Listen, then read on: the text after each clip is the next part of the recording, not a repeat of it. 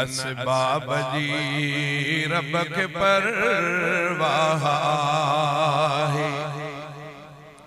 खुदा पाक बेशक शहनशाह आए, न असबाब जी रब के परवाह है।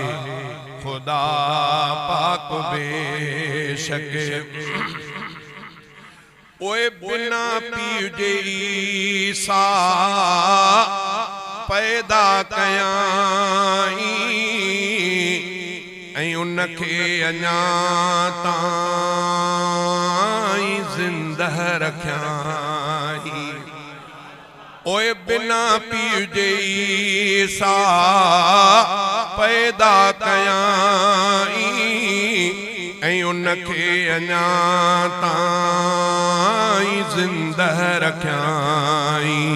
हा ताक़त इहा रखंदो अल्लाह आहे, न असबाब जी रब के परवाह आहे। खुदा पाक बेशक शहनशाह आए, न असबाब जी रब के परवाह आहे। ओए बिना पुल जे मूसा कीअं पार थी वियो, ऐं फिरऔन लश्कर सां गॾु गार थी वियो। ओए बिना पुल जे मूसा कीअं पार थी वियो, ऐं फिरऔन लश्कर सां गॾु गार थी वियो। थियो कहिल गुलज़ार आड़ाह आहे, न असबाब जी रब के परवाह आहे। खुदा पाक बेशक शहनशाह आए, न असबाब जी रब के परवाह आहे। ओए मिठे मीर मुरसल के रब हो घुरायो, करे पल में साईं वॾा सहरायो। रात जे थोड़े हिस्से अधा रात भी न, रात जो चौथों हिस्सो भी न। कुरान पाक में अल्लाह से फरमायो सुब्हानल्लज़ी असरा बिअब्दिही लैलम मिनल मस्जिदिल हराम इलल मस्जिदिल अक़सा। लैलन रात जे थोड़े हिस्से। पुराने वक्त में असां जो हिकिड़ो वॾो शाइर हो, उन जो हिकिड़ो शेर हो। उन शेर में लफ़्ज़ चया त लॻुस वक़्त मेराज में एतिरो, लॻुस वक़्त मेराज में एतिरो, लुॾे पियो कड़ो हो गरम बिस्तरो। जंहिं बिस्तरे तां इमामुल अंबिया जिब्रील अमीन सां उथी करे विया, साईं जन मोटी आया, उहो बिस्तरो अञा गरम। वो जेको दरवाज़ो लाहे करे निकिता ॿाहिरि, दरवाज़े जो कुंडो लुॾे पियो। बुज़ुर्ग लिखियो त उहो कुंडो लुॾे ई पियो त साईं जन मोटी आया। किने वरी आम आम आम ॿारनि में कई ॻाल्हियूं हलंदियूं आहिनि, आम माण्हुनि में त अरिड़हनि सालनि जी हिकिड़ी राति, इहे ईअं हथ जूं ॻाल्हियूं आहिनि। बस या रात जे थोड़े हिस्से या अल्लाह ताला जी कुदरत। किन बुजुर्ग लिखियो आहे अल्लाह ताला पूरी कायनात के जाम कयो, जो बिला जकी जाते शई उते बीजी वई।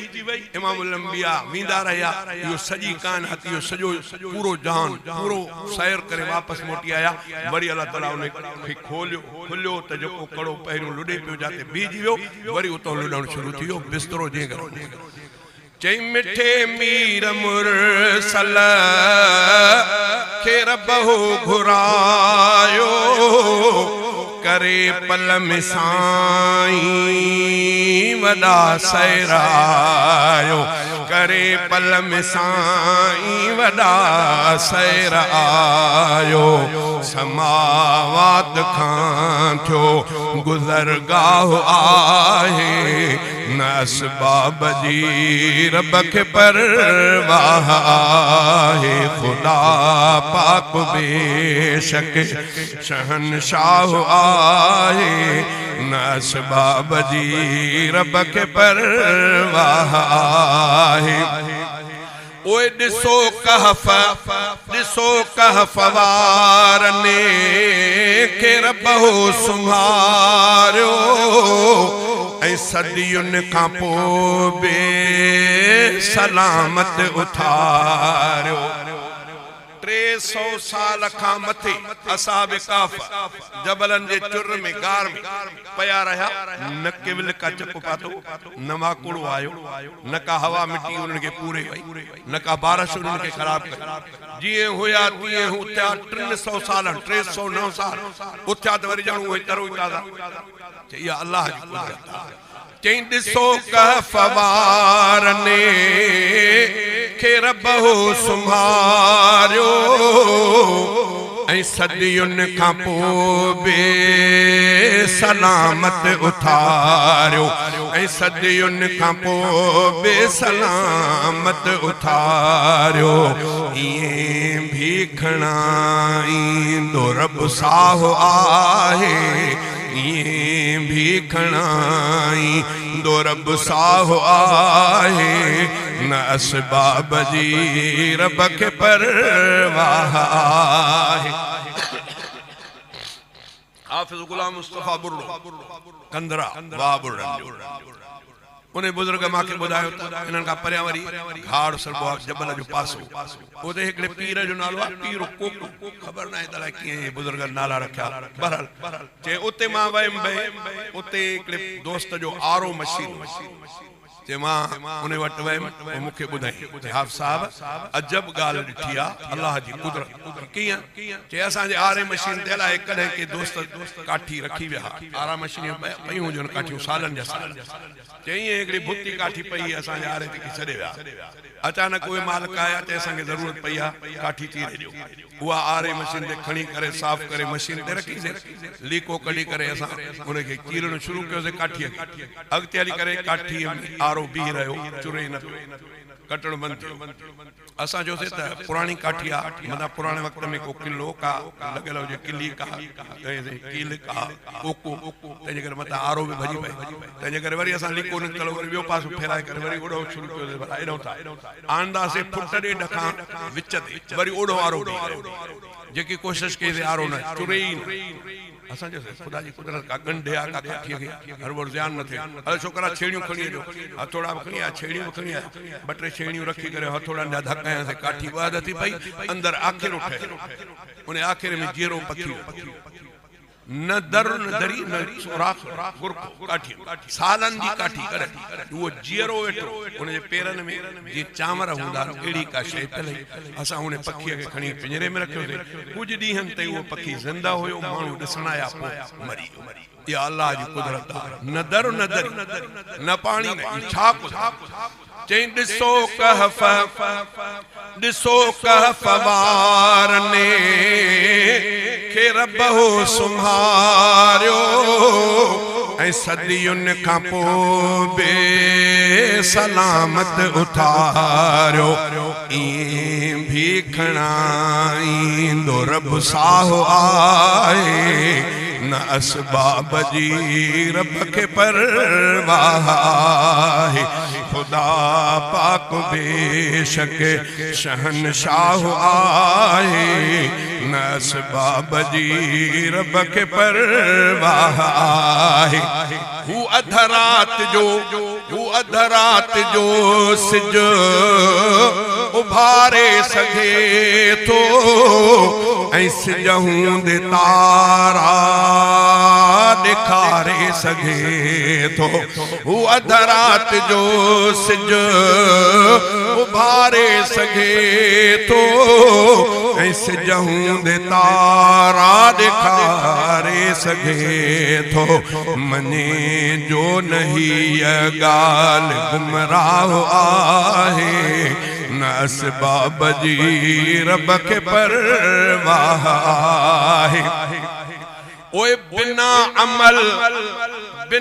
अमल अहमद के जन्नत जे ॾींदो त रब खां पुछण वारो केरु थींदो। अमल त कोन मुफ्त में जन्नत जेकॾहिं कंहिंखे ॾे त अलाह को केरु पुछंदो।